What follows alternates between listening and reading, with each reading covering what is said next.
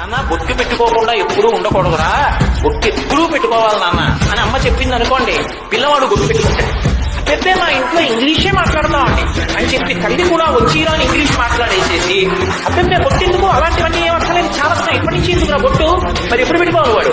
దంతంపులు పడనప్పుడే, తలుపు ఎందు ఆరూఢి ఉన్నప్పుడే, కంతాసంకము రోజునప్పుడే, జలక్రాంతంపు కానప్పుడే, వింతలు మేన చెరించినప్పుడే, కురులు గల్గల్ల కానప్పుడే, చిత్తిప్పంబలి మీ పదంపుజవలం శ్రీకాళహస్తీశ్వర అంటాడు దూర్జటి.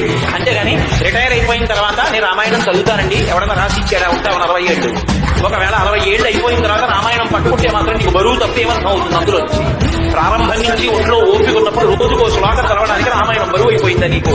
కోట్ల రూపాయలు ఖర్చు పెట్టి నీ పళ్ళు తినేసావు, వెండి పళ్ళు తాకట్టు పెట్టి ఊరగాయలు పెట్టుకున్నావా? రామాయణం 7 కాంటలు కొనుక్కోవడానికి డబ్బు లేదా నీ దగ్గర? ఎంత అన్యాయం! నీ ఇంటికి వస్తే ఒక్క చోట రామాయణం పుస్తకాలు కనపడవా?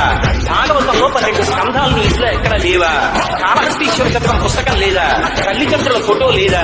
నేను నీ ఇంటికి వచ్చి నిన్ను గౌరవించనా? ఎంత అన్యాయం నీ కోరిక!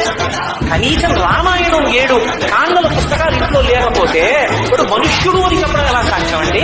ఇన్ని కోట్లు ఖర్చు పెడుతున్నావు, చదవకపోతే పీడాపోయి రోజు దానికి పువ్వేసి నమస్కారం పెట్టు. రాముడంత ధర్మానుష్ఠాన తత్పరుడు ఎప్పుడో అప్పుడు నీ